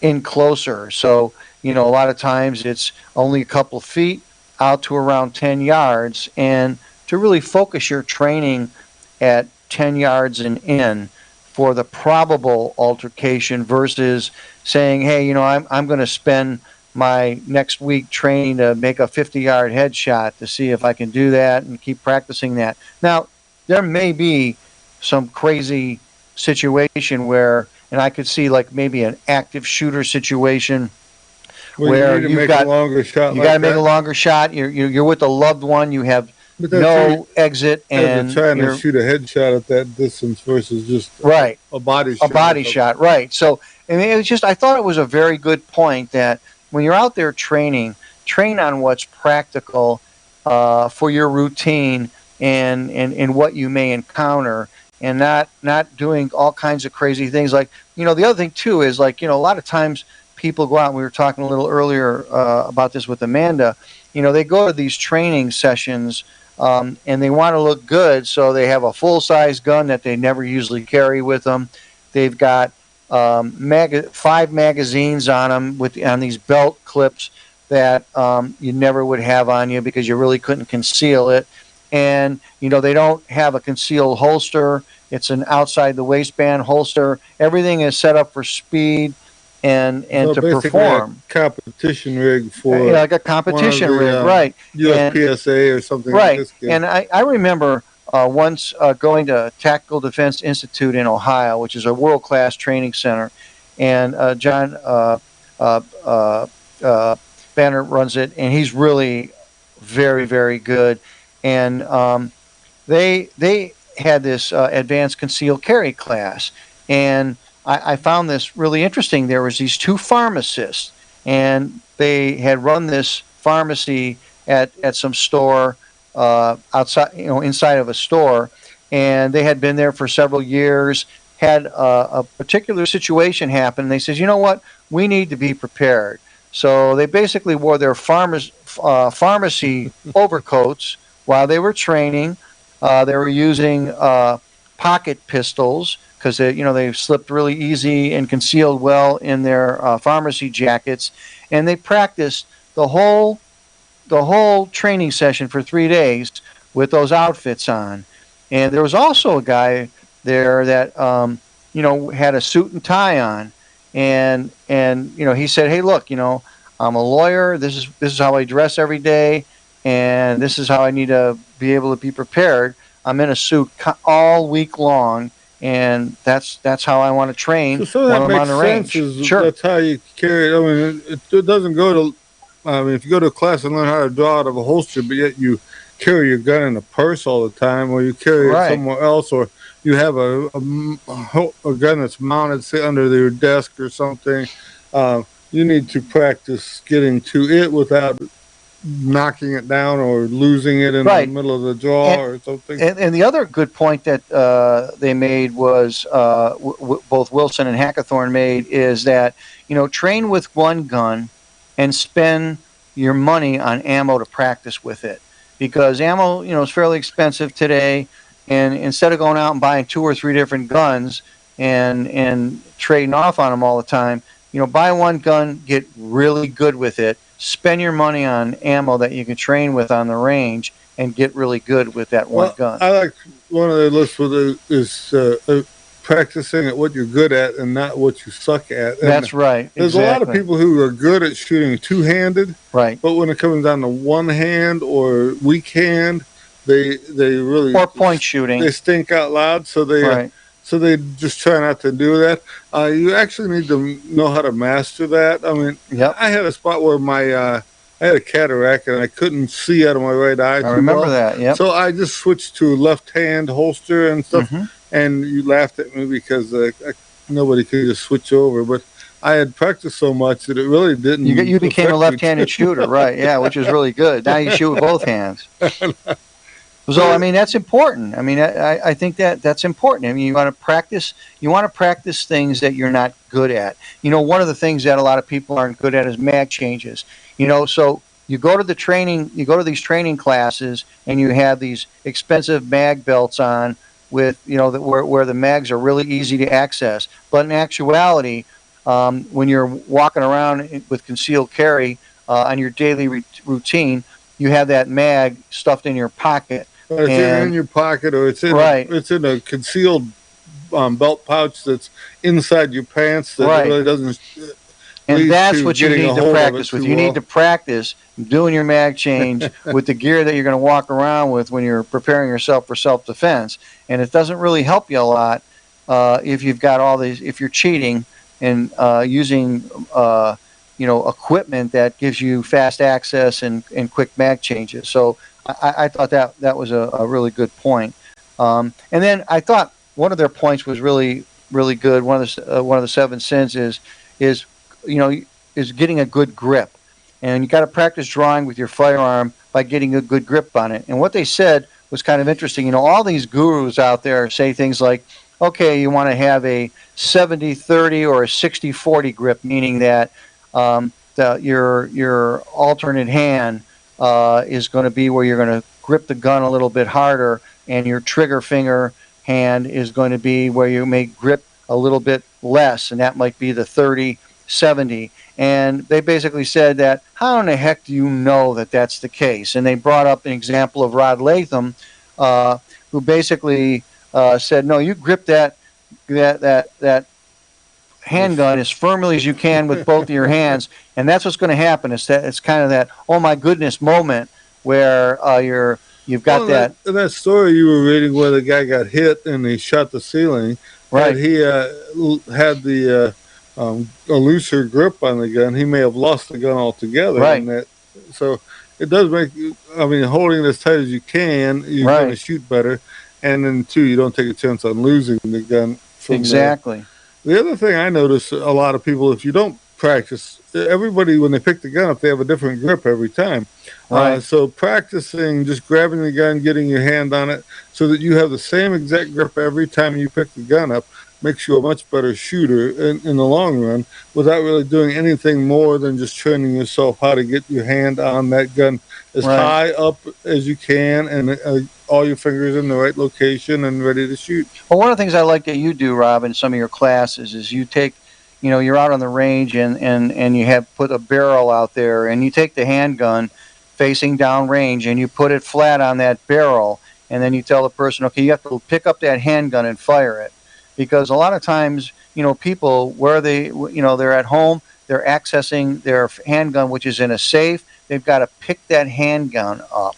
And again, it gets back to that grip. I see that they pick the gun up, and then they struggle with where do they put their thumbs, which thumb's in charge and stuff like this. So it gives them an idea of, I'm there to show them where they suck at this, and they need to practice on some things. And by showing you that all of a sudden you're in a moment of indecision as to how to get a hold of that gun, it may prove that you need to look at that a little closer. Right, and another one I think that they talked about was trying to buy skill. In other words, you're trying to get a tricked out, expensive gun, and you start doing things like you're changing out the guide rods, your guide rod springs, you're doing a trigger job. They'll say every part for the thing, but if you don't know what you're doing, you can make it so you that finally it doesn't get the work gun at all. so it won't even function. You get light strikes and everything else. You put light strings in it, and rather springs in it, and a lot of issues. I think we're ready for a break here.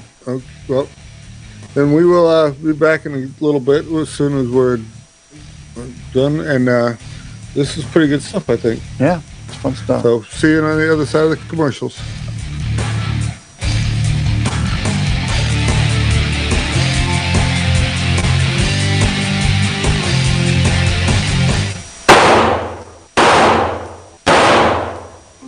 Hi, I'm Janelle Westrom, owner of Davenport Guns and Davenport Shooting Club. At Davenport Guns, we do so much more than sell firearms. We advocate for increased personal safety and security, not just for you, but your whole family and community. Go to davenportguns.com to see our online inventory and browse videos, articles, and things we just find entertaining. Sign up for our newsletter to learn more. This is Cheryl Todd of Gun Freedom Radio, and I am proud to join Amanda Suffolk and all the 50 women, one from each state, in our grassroots efforts to protect the Second Amendment as delegates of the DC Project. Grassroots organizations like the DC Project run on donations, so please consider donating to our GoFundMe/DC Project to keep the promise of freedom alive. Ladies, ever wish you could find a brand that understood the difference between feminine and functional? A brand that didn't make you choose between looking good and looking tough.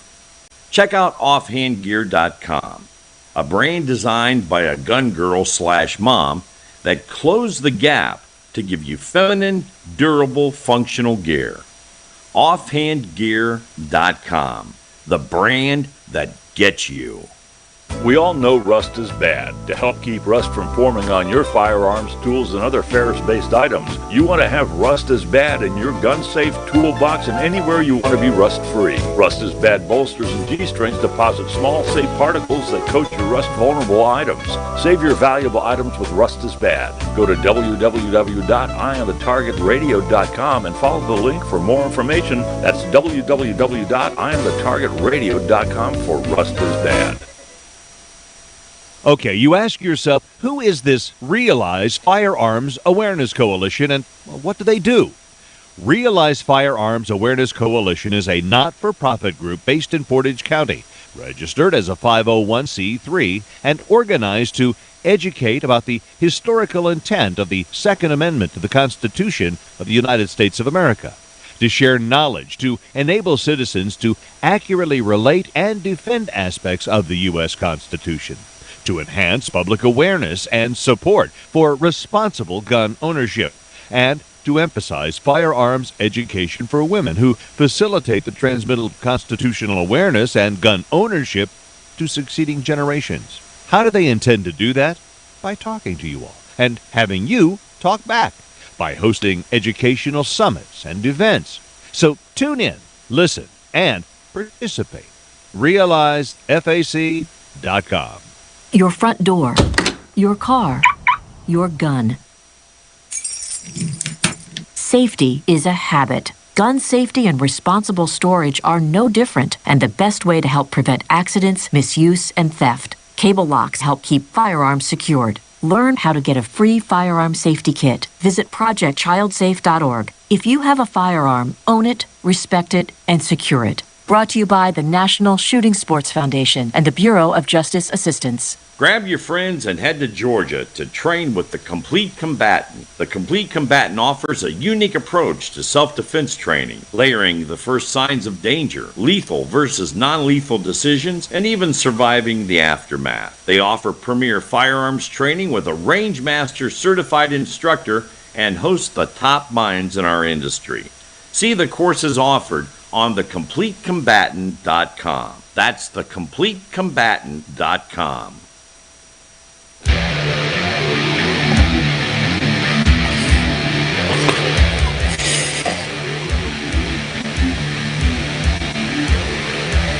Okay, well, we're back, and we have a, let's see, good grip also prevents failure to feed. Yeah, if you have a weak grip on the gun, it uses some of that recoil to throw the gun around, and then that short strokes the reloading cycle on the gun. Mm-hmm. So you'll find that you'll have guns that either didn't eject a round or didn't pick up a new round, or right, like limp wristing. If you start limp wristing because you don't have a good grip on your gun, you're going to have a jam. Right, and a lot of people notice this if they go to their weak hand when they switch to a left hand or right hand with the absolutely. Your hand doesn't really have the strength that the other one does. The whole arm kind of works like a shock absorber, and it causes you to have jams and experience things. The other thing that on this list that you had was carry a gun because it's easy to carry, and because you'll probably never need to use it anyhow. So, how many people have got those little North American Arms 22 revolvers, or the Little two-shot, C-Camp? or the Yeah. two-shot Derringers or something, or Right. C-Camp with no sights on it or anything? Are these practical for using? Is it something that you could actually defend yourself with? Well, or, they're certainly or in a not. perfect world, possibly, but under normal circumstances, not really. Well, I would say, like, I have the C camps, and like the 380, probably the smallest 380 you can buy, and it's not a fun gun on the range. If you put 50 rounds through it, your finger is going to hurt. And I shoot that Diamondback 9mm, and I mean that's a pretty small gun, right? You know when it goes off too. There's no way around it. But it's I think that's probably about as small a gun as I think. I think you can right. Well, I think you got to find a gun that you can actually manage well, that you have some accuracy with, and try to dress around that versus having something that's so small to conceal, but you can't really handle it if you have to use it. You buy those little like the credit card guns and the ones that look like a we try everything, yeah. You like the little gun. It's not something you carry, but right. You have it just to play. Yeah, it's like a novelty and something fun to play with on the range. I like the idea behind it, but it's not something. It's not something I'm going to carry with me. Now, here's a really good point, right? And I think this is one of the most important one. People have an obsession with speed versus accuracy. They get excited about being able to draw fast and shoot, or pull that trigger as fast as they can. And what you find is speed. Sometimes when you're really trying to go fast, you're going to start losing your accuracy. And what's more important is accuracy, and with speed is better. So like Rob and I have this one drill. It's called the cadence drill. And basically, it kind of trains you when you're moving from target to target. And what you tend to hear people do, it'll go bang, bang, bang, bang, bang, bang, if they're shooting at 3 targets, rather than bang, bang, bang, bang, bang, bang. What you're trying to do is smooth it out so you're not going too fast where you can't access that target and accurately hit it. Right. This normal cadence, and then move to your targets in the meantime. Right. It actually takes a lot of practice to get to where you can do that. Right. But you can master it. It's something that is attainable, but it is at the beginning. You're like, I can't figure this. Right. Well, at the beginning, you want to stop. So as soon as you move off the target, you stop pulling the trigger. Right. And you may, in an altercation. They have this, there's a famous drill out there. It's called the John Wick drill. And Rob and I've done it many times. And, you're firing at 3 different targets, probably anywhere from 3 yards out to about 7 or 8 yards. And they're spread out and they're staggered. And, you're going to have to hit each one. You got to get 2 hits in each one. And you time the individual, and what you find is that you get really good hits on that first target, and then you start getting sloppy as you're moving to the different the other targets. And then one of the things we'll do is we'll practice that cadence drill, which kind of calms everything down a bit, gets you to be a little bit more accurate at a speed where you have more controllability. And it really helps you if you're in a self-defense situation against multiple targets, whereby you gotta put accurate rounds on and move on to the next target. And I think that's a very practical way of training, particularly when you're trying to get some accuracy with speed and not putting speed before accuracy. I think some of it is just practicing, but if you can get out there, and if you have some friends to go with you, then you try to be better than they are. So each of you gets better overall, just because you're kind of competing against each other. Right. And then I think we videotape ourselves a lot because we're doing something and we'll see that we picked up a bad habit or we got unnecessary motion or something. Right. Sometimes the timer we use the timer quite a bit, mainly to get us started, but it also artificially makes you work faster for some reason. Well, besides the Even shot when you- timer, I think sometimes what we'll do is the stress inoculation drills where we'll start in a you keep your handguns holstered, you tussle a little bit, maybe throw some punches at a punch bag, some kicks at a punch bag, like you would be in an altercation. You separate, turn down range, and then you take your shots. And what you've done is you're huffing and puffing, you're breathing heavy, and what you also find is when you're breathing heavy, that also really stresses out your accuracy a bit, because your arms are kind of in a motion where they want to fight or swing, right.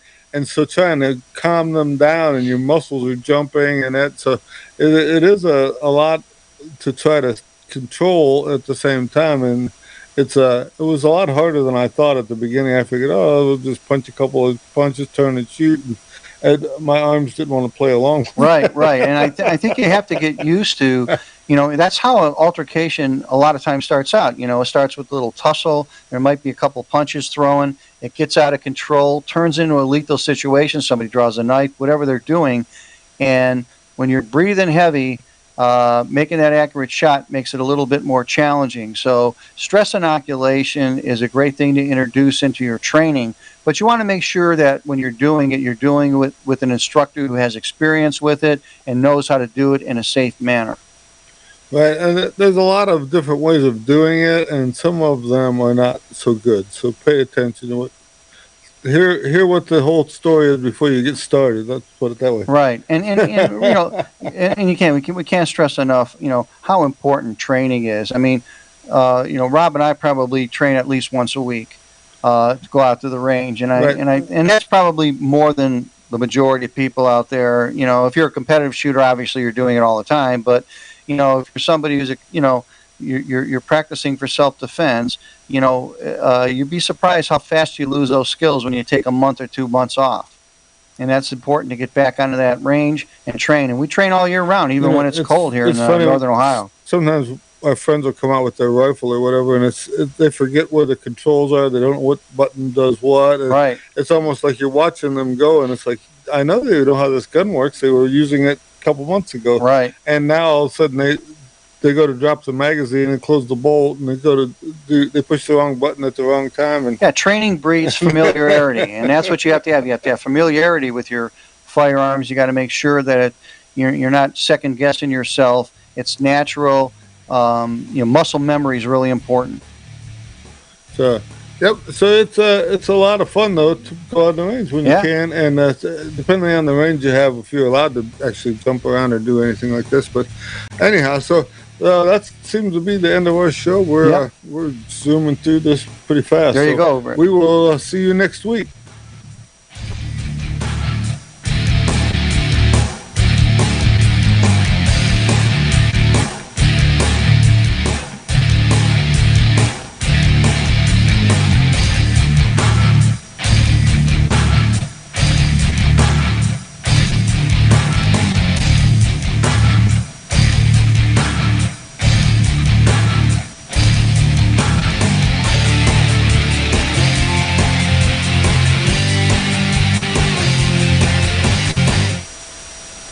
Okay, you ask yourself, who is this Realize Firearms Awareness Coalition, and what do they do? Realize Firearms Awareness Coalition is a not-for-profit group based in Portage County, registered as a 501c3, and organized to educate about the historical intent of the Second Amendment to the Constitution of the United States of America, to share knowledge, to enable citizens to accurately relate and defend aspects of the U.S. Constitution, to enhance public awareness and support for responsible gun ownership, and to emphasize firearms education for women who facilitate the transmittal of constitutional awareness and gun ownership to succeeding generations. How do they intend to do that? By talking to you all and having you talk back, by hosting educational summits and events. So tune in, listen, and participate. RealizeFAC.com.